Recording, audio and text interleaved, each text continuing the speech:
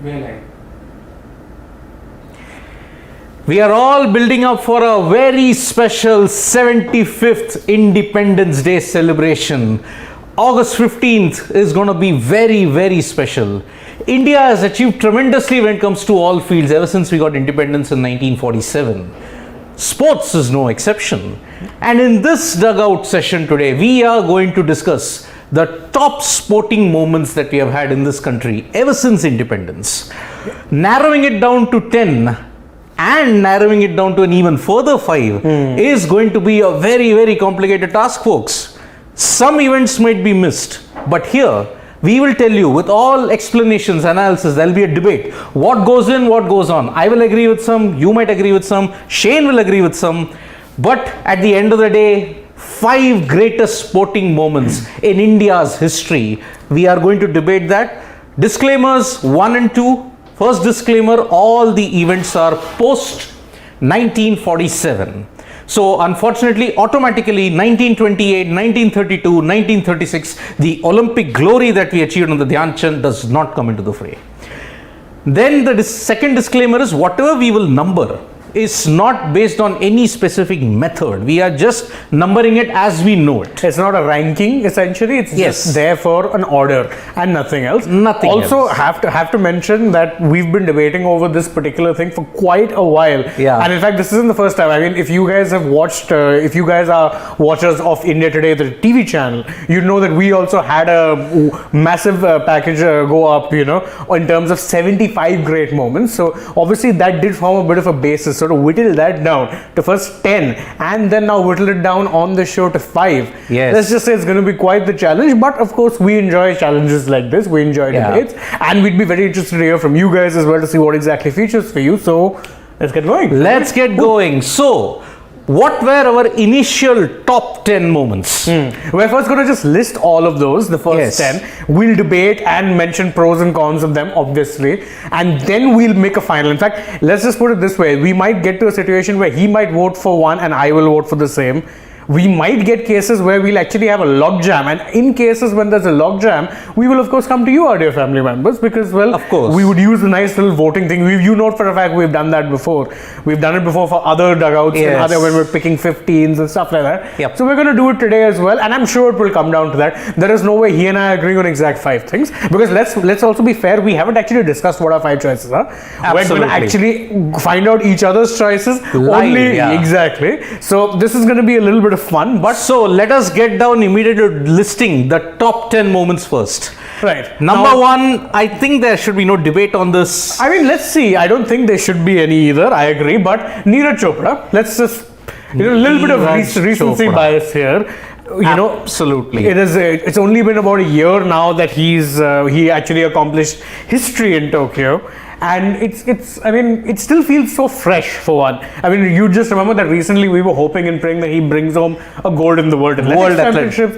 Came mighty close. Came very, very close. So, Neeraj Chopra and that all-important gold medal in javelin. Yes. Now, let's not forget that is historic in many ways, because India, in terms of track and field, in the Olympics especially, have been perennial underachievers. There's no two ways about it. Just a simple fact.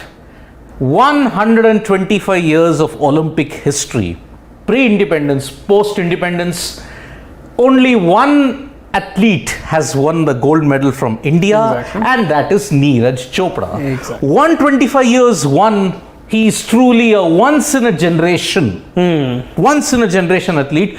He's also achieved the bucket list also. Commonwealth Games gold, Asiad gold, silver, unfortunately in the World Championship, but it felt like gold. And that's the only thing which he would consider, that and maybe breaching the 90-meter mark. Already his Pakistani opponent has done it. Yes, Sachin did it in the Commonwealth Games. Yes, and now he won the Olympic gold in 2021. And any athlete you speak to, be it Tejaswin Shankar, be it Eldos Paul, be it all the others, Praveen Chitravel also, Sandeep Kumar, Priyanka Goswami, Anurani. This is a very common refrain that Neeraj inspired us to do better. Game changer, Neeraj Chopra. And these are athletes, by the way, who are his contemporaries in many ways. Let's look at it that way. These aren't young kids who are just coming up and coming. These are people who have been around for a while and they took inspiration. Imagine the number of kids who would have seen that moment on TV or would have seen it replayed on news channels that this man won a gold medal in the Olympics. Yes. How many people there would be inspired? That is something, the impact of that we'll only know in a few years' time. And already the impact is there, Shane. Yes. I mean, Neeraj Chopra, imagine, we won 8 medals in the recently concluded 2022 Commonwealth Games. Yeah, it's never happened before. It did happen in 2010 Commonwealth Games in Delhi, we won 12. But again, look at the impact. We did it in fields like long jump, high jump, the triple jump. Exactly. Javelin also, Anurani managed to win a bronze. Exactly. And who all did they credit to? And Neeraj. even when I spoke to the likes of Eldos, Paul and Tejaswin Shankar during the IOA felicitation, only one name they credited to, Neeraj Chopra. In fact, if I remember correctly, before the Commonwealth Games started, when Smriti Mandhana was speaking, she was giving a press conference, she had also said that, watching Neeraj win that gold and being up on the podium was special. We want that. In the Commonwealth Games. They couldn't get it, but the fact is that one medal impacted sports people around the world. That distance of 87.58 meters on that particular Tokyo Olympics day forever changed the landscape of Indian sport.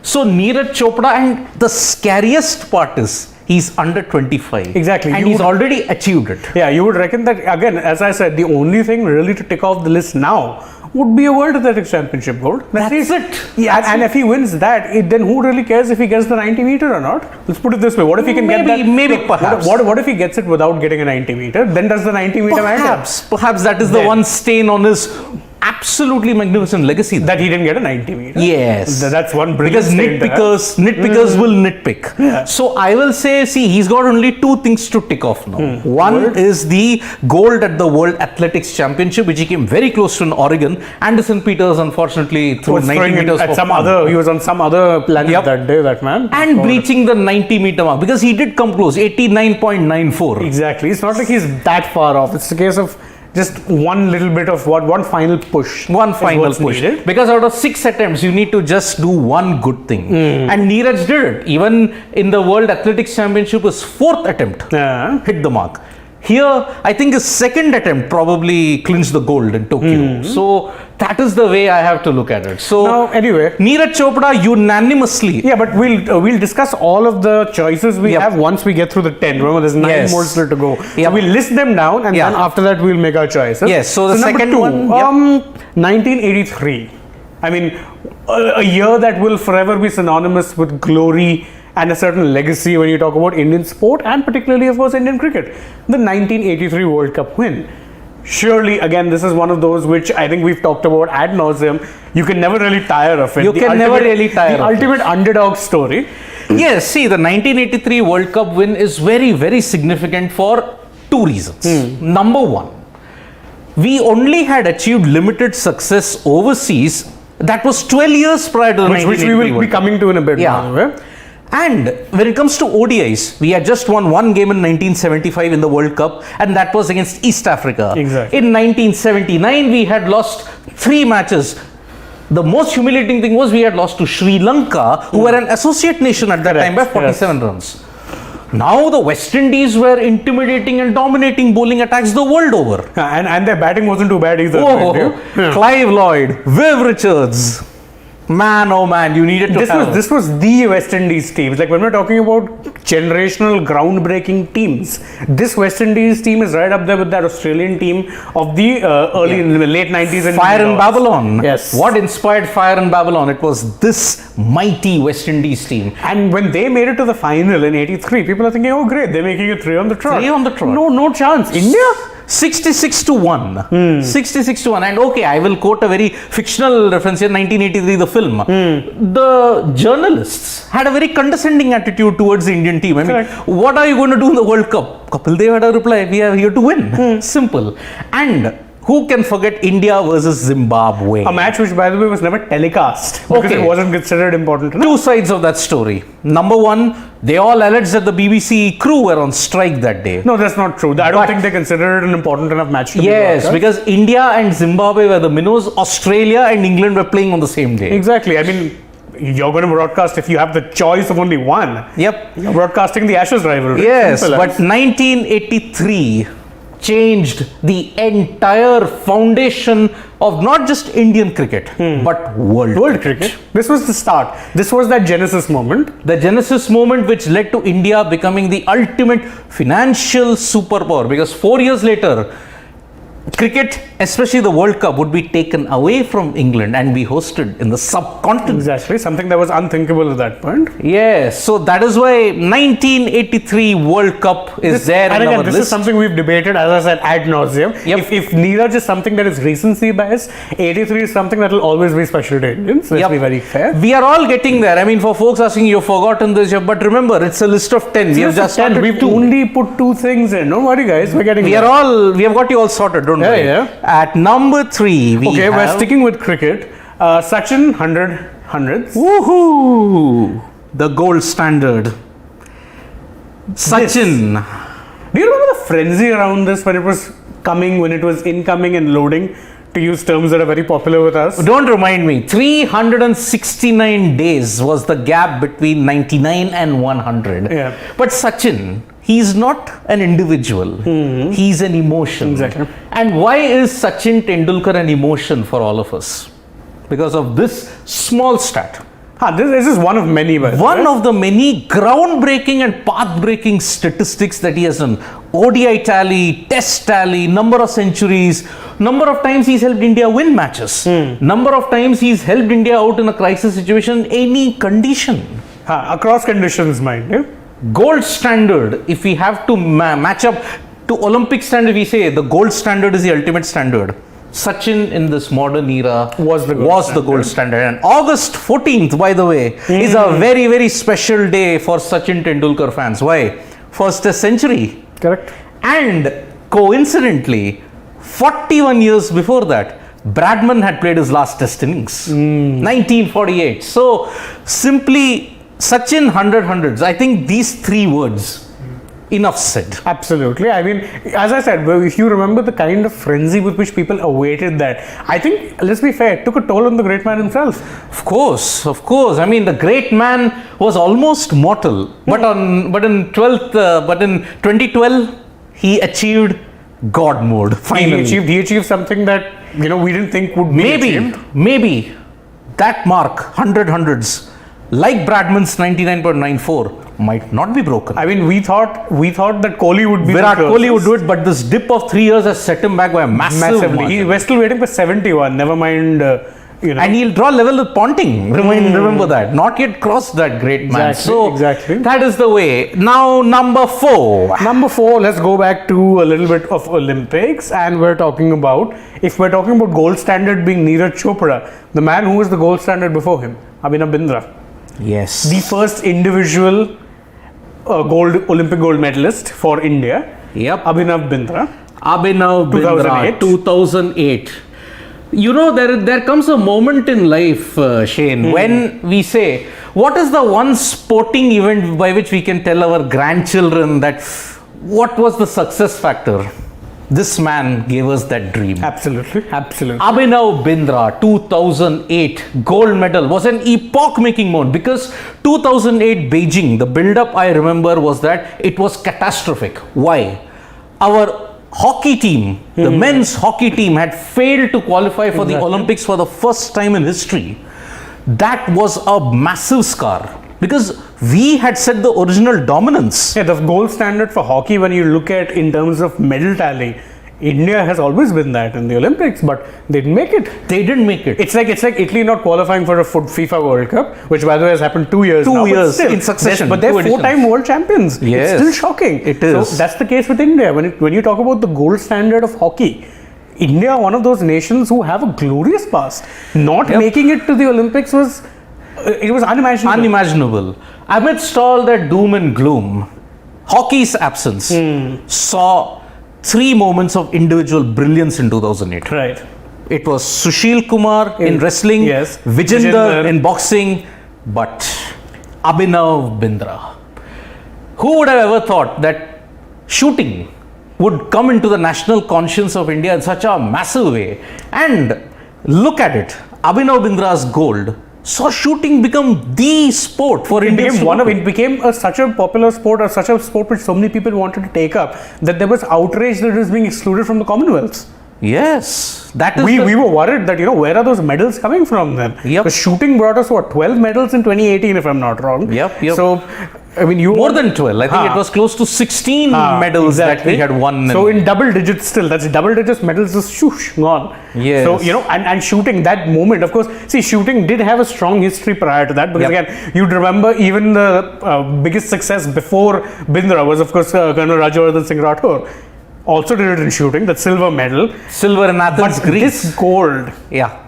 Changed the entire foundation of Indian sport. Because remember, first individual gold medal winner in the history of India. Exactly. That's the first which will never be taken away from anyone. That's why Abhinav Bindra 2008 is our ultimate moment. And you can also argue that him winning that gold was something that made a lot of Indian athletes break out of that mold of happy to be there. Yes. We are not just happy to participate or maybe get a bronze or silver. No. Yep. We believe in ourselves that we can go for a gold. Yes. We will prepare for it.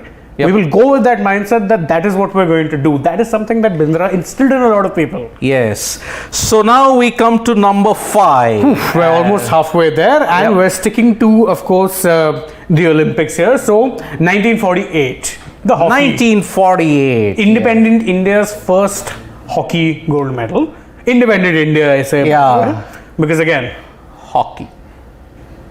this was one of those very special medals. Enough said about hockey. I mean, let's just be very, very clear about it. 1948 was a very tough year. Exactly. Because we were still not recovering from the partition, the disastrous effects of partition. Yeah, partition, not just even partition, even the fact that getting that independence had left India in an economic ruin. And we lost so many good players to Pakistan. Correct. India had to really dig deep. And remember, playing in a country that had once colonized you probably galvanized them a lot more. Absolutely. And 1948 perhaps laid the foundation that whatever you do, India might not be bogged down to that much level, because hockey, we were also wondering, this was the first edition that was there without Dhyan Chand, the magician. 3 Olympic medals, 1928, 32, 36.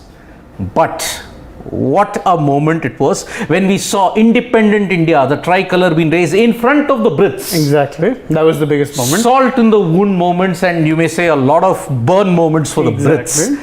But I will just say this, 1948 laid the foundation for India's sporting prowess. Yeah. Now we have number 6. Number 6, and I'll take over writing duties for now, and this is one that might be a little close to your heart. Vishy Anand, world champion in 2000. Yes. Anand in 2000. Okay. Let's discuss. Let's just discuss this, and I'll give the reason why. What is the spiritual home of chess in the world? Russia. Wrong. It's India. Okay. Why?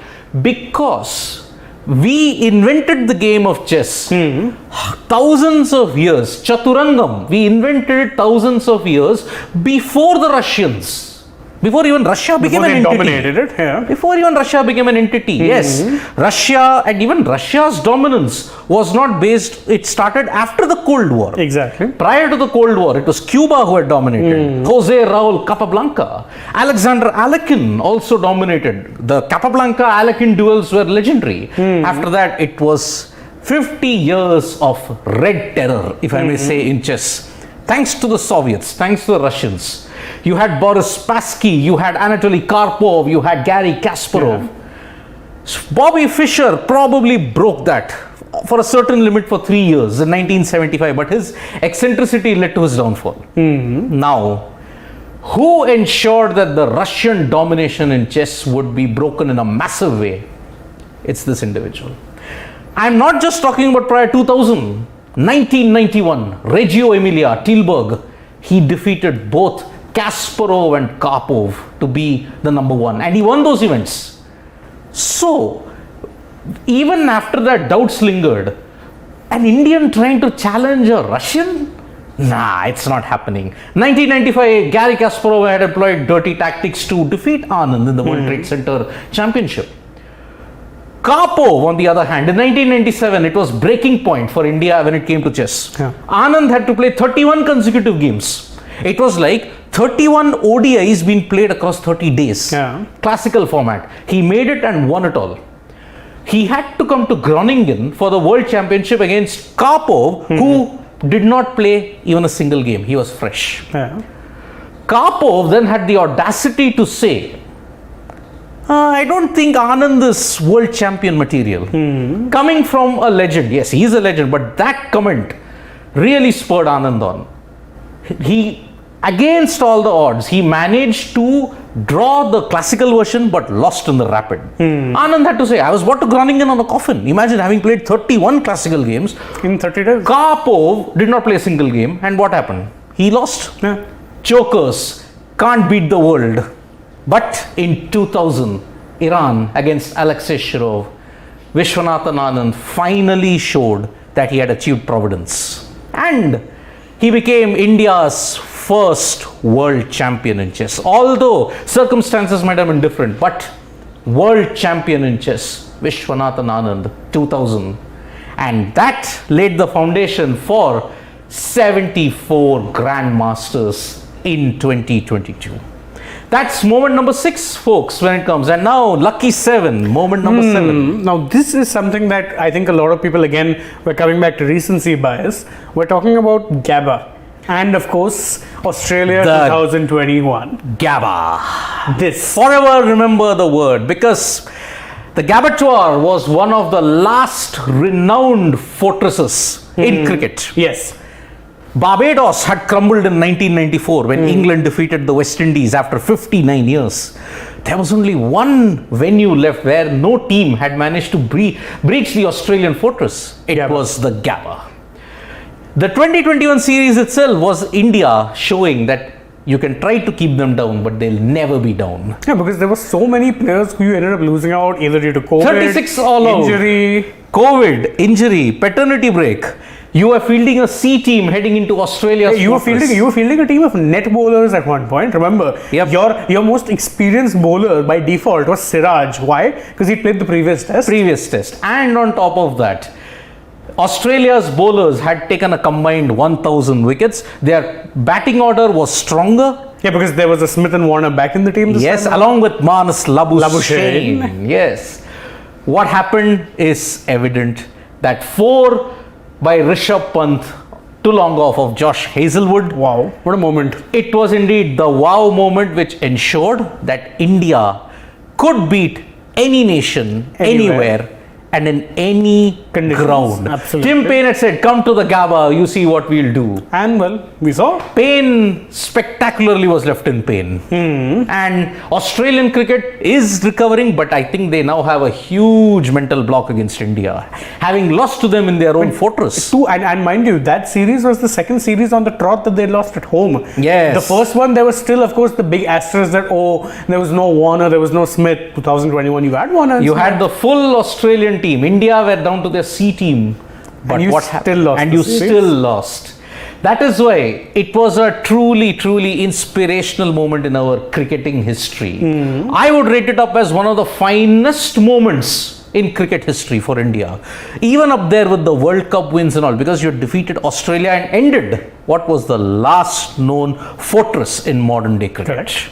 Number 8, the countdown is... 3 more moments, right? Okay, I think I'll just undo that one. The 8 came a little too big. Yep, it did. Anyway, number 8 is, of course, again recency bias, Thomas Cup 2022. Oh, yes. The Thomas Cup is one of the most premier badminton tournaments that we have in the world, along with It's called All the England. World Cup of badminton. You have the All England badminton. You have the Thomas and Uber Cup. You have the World Championship. You have the Olympics. Every single event has got maximum points, maximum ranking, maximum prize money at stake. And prestige. Prestige. All England has always been etched in India's conscience ever since Prakash Padukone's Padukone did it, 1980.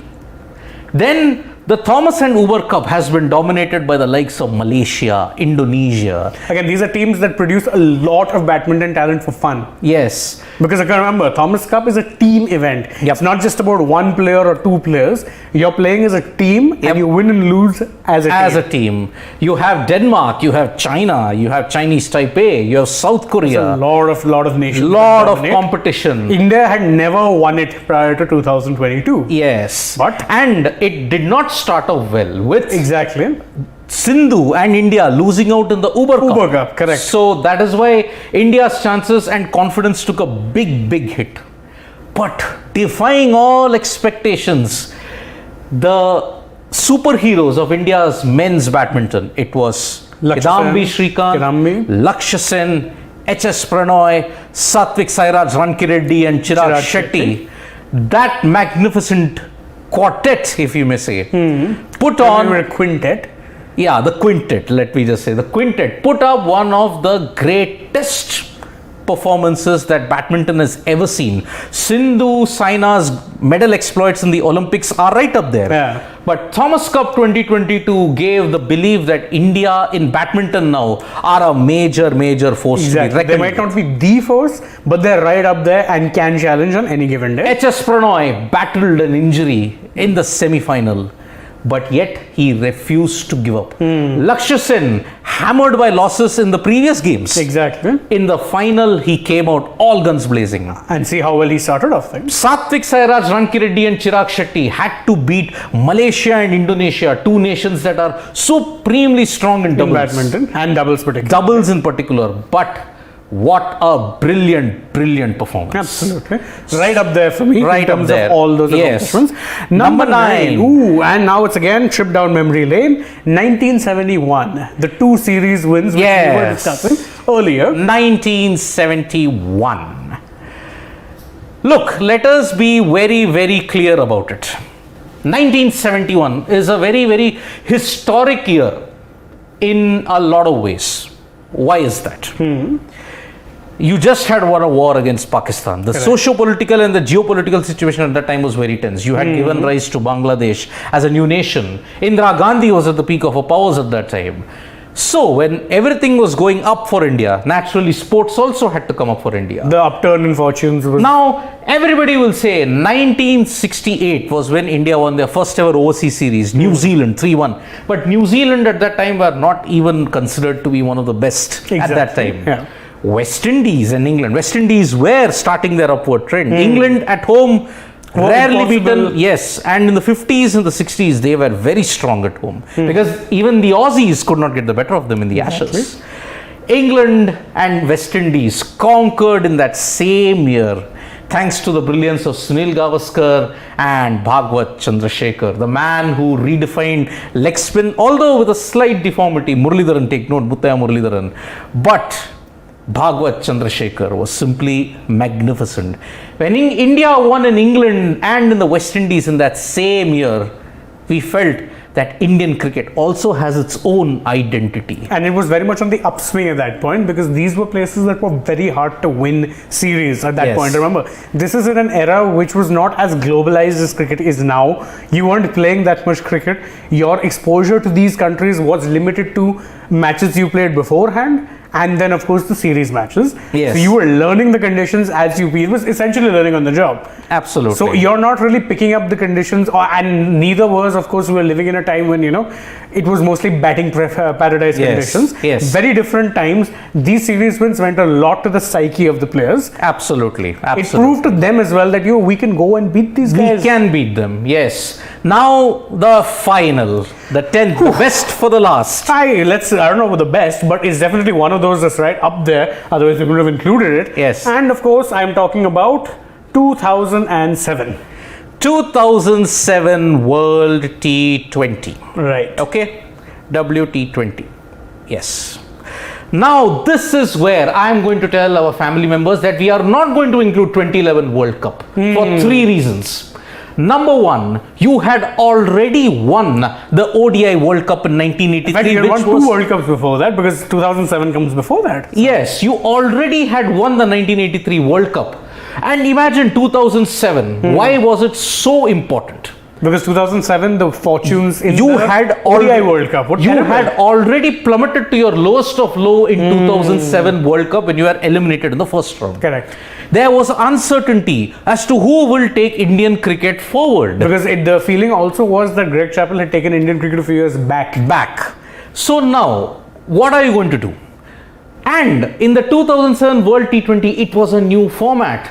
None of the players, the senior players, are going to give it that much of importance. India, prior to 2006, had just played one T20, and that was against South Africa. Just one. Okay. You got the situation? Fine. India were also ranked outsiders for the World T20. Yeah, and especially since they also then ended up sending a young team. Like we say young team, of course, you had the likes of Sehwag, Gambhir, Yuvraj, Raina and the likes. Not Raina, you had Uthappa. Uthappa, right. Dhoni, MS Dhoni was your captain. Now, until that point, hadn't captained competitively on any level. Yes. So, 2007 World T20, the doom and gloom of the 2007 World Cup was still lingering. Okay. What does India do? India manages to beat opponents. They beat England, they beat South Africa, they beat Australia. What you could not achieve in the ODI World Cup for 20 years, you did it in the first edition of the World T20. And remember, beat Australia. And also remember one more thing, that World Cup was a little different in terms of even not just format, but also you had a bowl out. Yes. In the first match, remember, against Pakistan. India versus Pakistan. India aced that bowl out with no effort. And mind you, they had, of the three bowlers who bowled for them, only one was a full-time bowler, Harbhajan. Otherwise, you had Sehwag and of all people, Uthappa. Bowling in the bowl out with, of course, how will we forget? The nice hat celebration. So mind you, new format, it's a bit of an unknown. And also, we're talking about 83 being that first moment of, changing the epicenter. 2007 gave birth to the IPL. Yes, 2007 World T20, when you defeated Pakistan in that final, the world changed instantly. Why? Because that gave birth to the IPL. That was the catalyst for the IPL. And it gave you the belief and the confidence. You had a core by which you could win the 2011 World Cup. Correct. So that is why, yes, it's a slightly controversial omission, but we stick to it. Why? 2007 World T20 success was a game changer in many ways. Was a game changer not just for India and world cricket, it gave you the confidence to win in 2011 because already you had won the 1983 World Cup, which changed the entire landscape. Let us remind our family members one basic rule about this. We are talking about moments that potentially change the entire discourse of cricket or other sports if you have to look at it. The 2011 World Cup, I'm sorry, it was a glorious moment, but it did not change the entire epoch of Indian cricket. That was it basically solidified dominance that was already present. That was present thanks to the 2007 World T20. The 2007 World T20 win gave us the core which lasted for 4 to 5 years.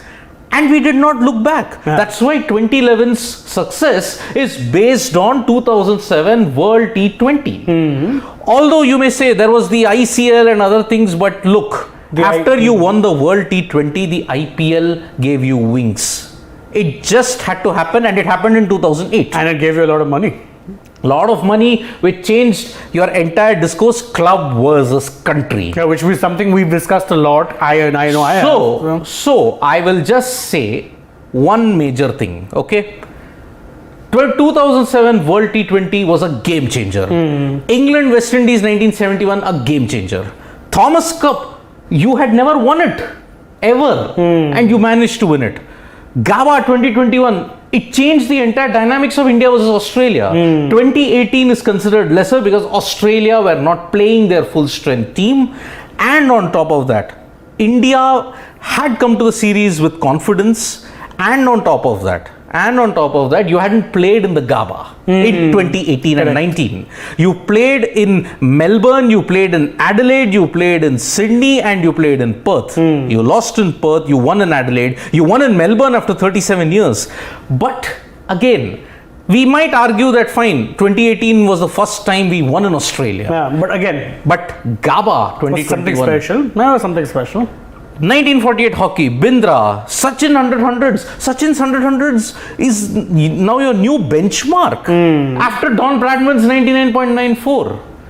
So, 1983 World Cup, Neeraj Chopra, as always, we are Now Now That's the comes the real most thing. difficult part. Anyway, what do we pick? Yep. Because we're picking 5 here. That means 5 of these moments are getting eliminated either which way. Yep. So, that's going to be hard. I think Neeraj, we can both agree on being there. Yes. Let's go. Our number one pick is Neeraj And again, that's Chopra. not a ranking. That's our first pick. Subhash Chandra Bharata, you both are wrong. IPL was already planned in 2006. Planning and playing Subhash Chandra are two very, very different things. Correct. Please understand that. Planning can take years and years and years. But when did the first edition happen? It happened in 2008. Because why the IPL was stymied? Because you have to understand there was the Indian Cricket League and the Indian Cricket League did not gain recognition by the BCCI. So, planning is a different terminology altogether for optics. When did IPL start? 2008. 2008. 1 year That's after the bare number. That's the bare stat. That's it. Anyway, Neeraj, Neeraj Chopra. you can give that 2 ticks since we're picking that. Oh yes. Please do the honor. It's there. It's selected. Isn't it? So Neeraj, I'll just remove on. this. Yeah, please. What? Remove what? Chopra, just remove Chopra. Okay. I can just do a double tick there. Yep. So, unanimous that we can say 2 ticks, Neeraj Chopra. Yeah. We agree it is one of the greatest moments that we have had. That is there. The 5 greatest moments in Indian sports, Neeraj Chopra is right up there. I think number 2 also gets an easy double tick. 1983 World Cup, Yeah. absolutely changes the entire foundation. India becomes an economic superpower. Cricket is changed forever. Kapil's Devils changed the entire foundation of world cricket. So 1983 gets 2 ticks as well. 2 ticks. I'm going to have to, and this is where it gets controversial. I'm ruling out the number 3. I'm ruling it out. But why? Because it set the benchmark where no batsman can go. We all count as Bradman's 99.94. Again, even if Sachin didn't get 100 hundreds, I think he was the benchmark anyway. That's why I'm saying. And also, you have to remember there's a lot of other sports here which had different kinds of impacts. We can't be too partial to cricket either. Yeah. This I agree with should always be there because again, it's a start. This I'm not too sure about. Sachin 100 hundreds. See, it's a personal milestone. It's a personal landmark. But it is not a great sporting moment if you have to look at the definition of great sporting moment. It's there. It's your benchmark. But it's not a. It's a magnificent benchmark. But top sporting moments, it's not there. So That's what I'm saying. I think in that case, I think Sorry, we both Sachin. agree. We both Sorry, agree that this Sachin. is not there. So That's not there. nope. So let's leave out. We don't need crosses. We'll just pick the. We'll just do. We'll just eliminate the thing. Yeah. Okay, just So no strikes. Just leave it bare. Yep. Oh, I think we removed. There was a bit of a hanging. No problem. Yep, no problem, no problem. So these 2 are there. Fine. Sachin 100 hundreds Not does there. not make it into the list. Now we need number 4. Abhinav Bindra 2008. I'm going to say this should be there. But we've already put Neeraj. Yeah, I know, but still, first. The first individual gold medal winner in Impossible the to history of independent India. Yeah. But let me just tell one thing here, okay? We all know that individual medal winners have been very few for India. 1952 KD Jadhav, 1996 Leander Pace, and then came Rajyavardhan Singh Rathod in 2004. Karnam Maleshwari in 2000. Now we have Abhinav Bindra. If we pick Bindra, why Neeraj? Why I will say Neeraj? Because 125 years, only Indian athlete to win gold. But his was still the first gold. First gold in independent. Okay, let's give him my take. Let's give this one for now. We're not sure for you, so we'll come back to this. Yeah. Fair enough. Because for me, what makes my biggest sporting moment is 1948 hockey. Because partition, economic ruin, you lost most of your players to Pakistan, and on top of that, Pakistan was also making a good attempt in the 1948 Olympics. They lost to the Netherlands in a bronze medal playoff match that lasted 2 days. India, on the other hand, you were dominating in 1928, 32, 36. But on the other hand, what happened? You missed 12 years because of World War II. Dhyan Chand was not there.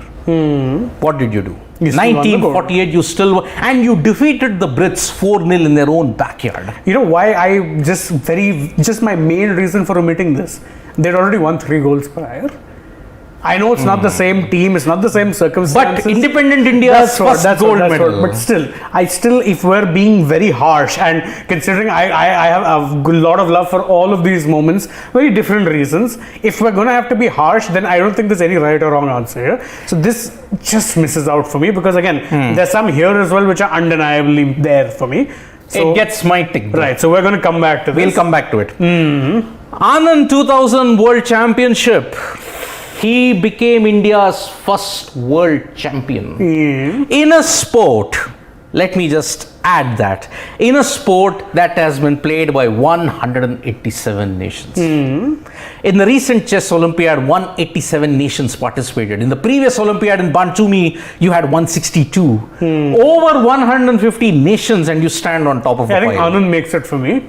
I don't need to ask if he makes it for you. Of course, he does make it for me, though. So that's number 3. Now we have 2 more, and we have potentially 6 Gabba. options. Gabba. I will say, controversially, it does not make the list for me. Ooh, Because you had already laid the foundation for Australia's win, as I said, in 2018-19. Correct. Why is the 2021 win hyped up so much? Because you won at the Gabba. But Virat Kohli and his men had become the first Asian team to win in 2018-19. Oh yeah. So actually, by that sense, I don't mind actually leaving it off. Yes, close. But I'm still, again, as I said, it's very fine margins. I would leave out the Gabba. I would probably leave out the Gabba. If we were picking 8, then maybe that won't miss out. But if we're picking 5, just then 5. It would be Thomas Cup for me, by the way, makes it. No, it doesn't make it for me. Ooh, this is because who laid the foundation for India's dominance in badminton? Prakash Padukone, 1980. Pulela Gopichand, let us not forget. And Gopichand did it in more ways than one. Yes. And because of Gopichand's exploits, who benefited?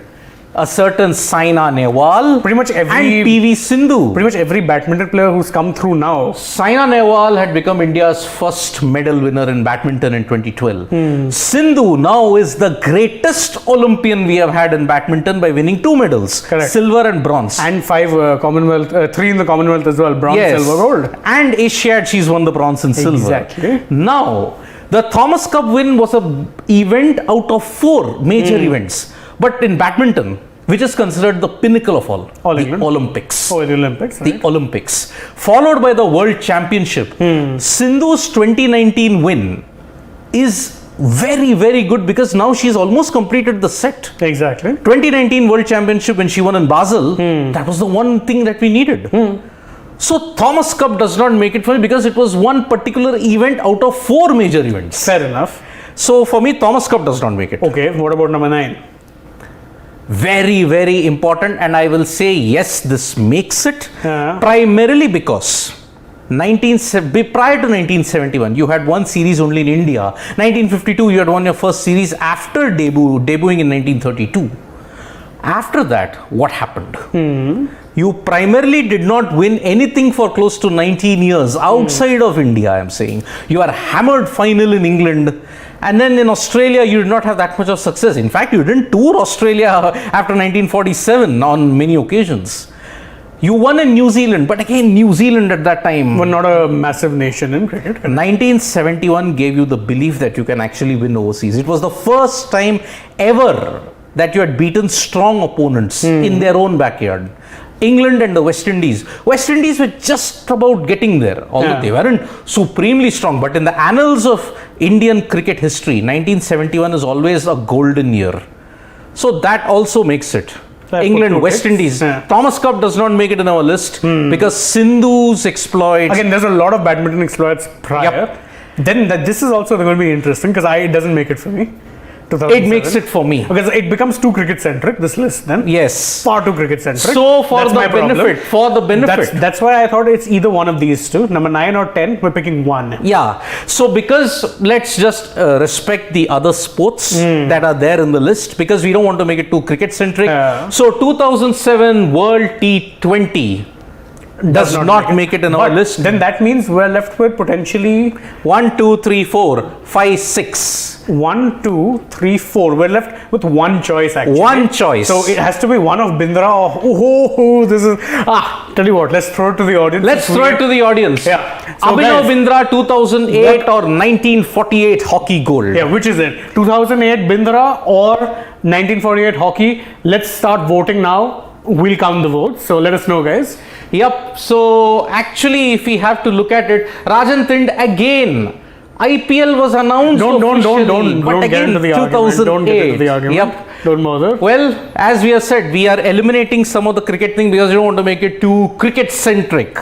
So for people who are saying that it's become very cricket centric, you're wrong. Well, we have one vote for Bindra. We have one for Bindra. Yes. That's the same guy. So the same individual. Guys, multiple votes won't count. That's 2 for Bindra. Sanket Joshi has also 2 for said Bindra 2008. So that is about 2 votes in favor of Abhinav Bindra. Rajan is saying both should have been included. Pick one, Rajan. It's okay. We have one for hockey. One for hockey. So that's 2-1 right now. Yep. 2-1. Gabba. There's 3. No, Bindra, Sanket is the same guy. Yeah. Gabba, we've outvoted, guys. Doesn't matter. 3. The main reason why we have... It's 2-all now. Yep. The main reason why we have eliminated Gabba is because you had already won in 2018 and 19 in Australia. So the Gabba win kind of both. We can't include 2. We just need 1. That's there. 3. Prathamesh Mani saying it's actually hockey's 1 out so far. Hockey's winning out, but again now Bindra. 4 more for Bindra. 4 more for Bindra. Wow. Oh, this is very this close. Is very, very tricky. Hockey. Right now Bindra's ahead by like 1 vote. 1 vote. Yep. Prajwal said hockey. I think we are now level. Yes. There. Abhinav, it's 6-5. So Bindra's got 2 more there. 2 more. Hockey is making a comeback. 1 more Bindra again. I think let's call it again. More and more Bindras are coming. So can we call it for Bindra? Very close. But let's going by what the audience is saying, our vote and judging by what our family members have said, Abhinav Bindra 2008. So just to sum up the 5 moments that we've picked. Neeraj Chopra. Not in any chronological and there's no order here. Please. Just so we're clear. Neeraj Chopra, the 1983 World Cup win, Bindra's win in 2008, Vishy Anand in 2000, and England and West Indies 1970. And I know we're going to invite some interesting comments here, but of course I'm sure as we've seen a lot of you disagree with us as well. I can imagine some family members saying, you don't know this, you're amateur, you're plastic. But again, guys, let's be very fair. Even to get to these, we actually waded through a lot of moments because quite frankly, there were a lot of moments. Yep. So anyway, we gave one of our family members to ensure that who backs out, and it is Bindra. So it was pretty close because again we were split on this one. So we've ended up leaving the vote to you guys. So anyway, that's that. And of course, if you have other moments, you can let us know in the comments. So we're bringing an end to this particular edition of the We just have 3 major events from other disciplines, only 2 from cricket. Exactly. In a plethora of massive actually, we can honestly, if you look at it, you can make a separate list for even cricket. For even cricket, yes. So, but we all know that whatever we do, it's not going to go down that well. There over are so- there are notable exceptions. I mean, Karnam Maleshwari, as I said, 2000. Rajyavardhan Singh Rathod, although before Bindra, he had laid the foundation. And then for that matter, someone like Prakash Padukone. if Prakash not- Padukone, 1980. Yeah. Pulela Gopichand. Correct. Why There's not? a lot of sporting things out there which we've accomplished. We have highlighted every single thing in a Yeah. broader package which is there on television. And we're trying to break it down into 5. It's very hard. Trust me. Not that From easy. 75, you come to 10 and you come down to 5. So anyway, you can let us know how much you disagree or agree with us in the comment section. We're bringing this particular version of the Dugout for the end. I think Sid and I had a lot of fun debating this because my God, And luckily, we didn't disagree on too much. disagree on too much. Which is saying a lot. Because look, if you disagree on Neeraj, then I'm sorry, boss. You are. Yeah, anyway. So thank you all so much for joining us on this particular edition of the Dugout. Again, don't forget to like, share, subscribe if you haven't already. Of course, tap the bell icon so you know when we're going live or uploading a new video. Also, don't forget, follow us on Twitter, Instagram and Facebook. That's Of course, and keep the love flowing. Yes, we've just recently become a family of 1 lakh plus. Hopefully we keep growing, and don't forget there's a lot of sporting events still to come this year. We're of course going to be bringing you all the coverage. So of course we'll see you for that as well as for more coverage on this particular channel. Right now, on behalf of me, Shane Dias, and him, Sidvi, we say goodbye, tata, take care, and of course, Vanakkam. Vanakkam.